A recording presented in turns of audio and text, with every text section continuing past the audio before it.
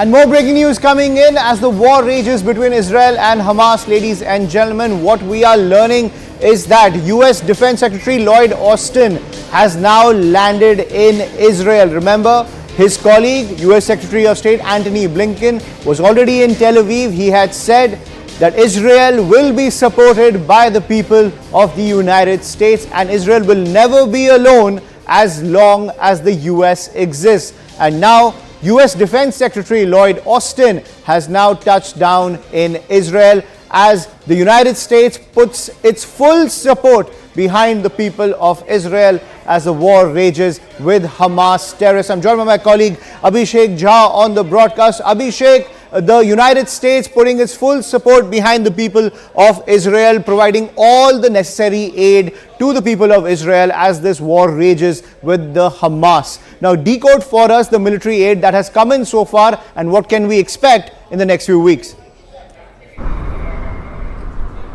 We have seen administration of President Biden taking strong decisions in favor of Israel, supporting them with, one of the biggest naval assets that US has, sending them to Mediterranean Sea. Then the policy is also being announced to support and aid with weapons to Israeli government. We have seen Secretary Blinken arriving here in Tel Aviv. Now Secretary Austin is here. So that also explains the kind of, keenness or forthcomingness that the US administration has shown to the people of Israel and the government of Israel right now in this hour of unprecedented crisis, which is now unfolding in a way that counter-offensive from the Israeli side is going to go more intense, and for that maybe Israeli side will need more ammunition, more weapons and more intelligence inputs, and this is what the government of USA is trying to extend and assure to the people of Israel. Right now I'm in Ashdod, Ayushman. This was a city which came under major attack from the rockets coming from the Gaza side. The city is not very far from where the Gaza holdout or the militant hideouts are. It's about 25 kilometers here.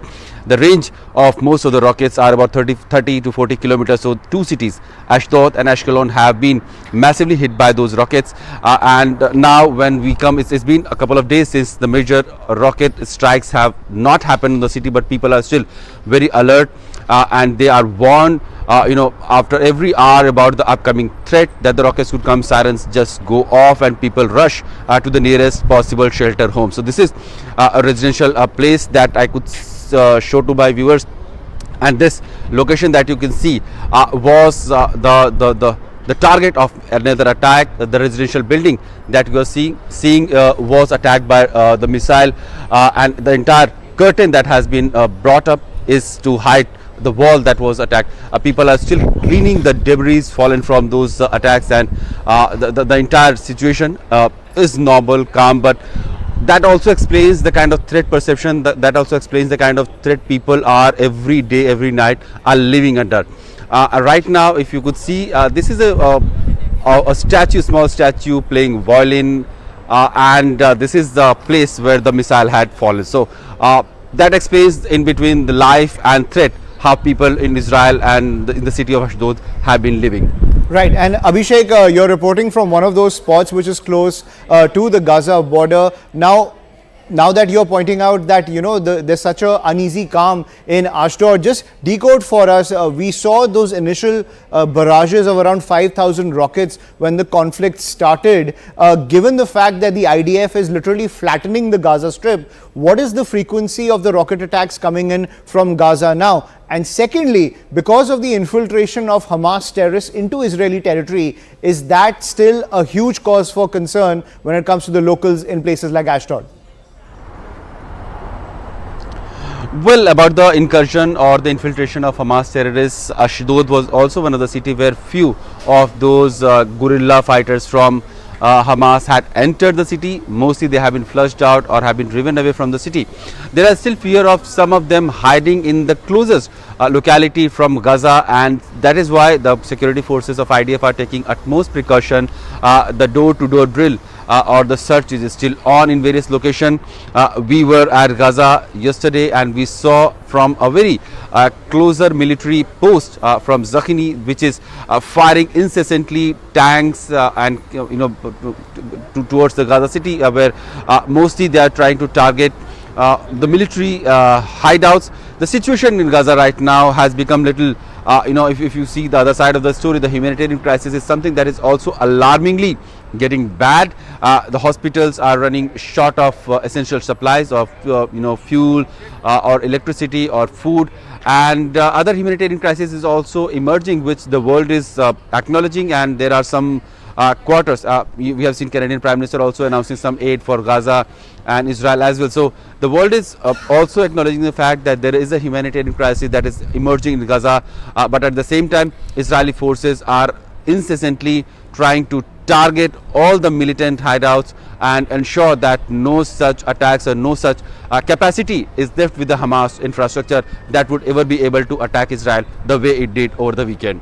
Absolutely, and in places like Ashdod, as you're pointing out, Abhishek, that it was targeted by those Hamas fighters. Were a lot of Israelis taken hostage in places like Ashdod, and other families, families of course, continue to be concerned about their safety? What assurances have they been given by the local authorities and the security forces?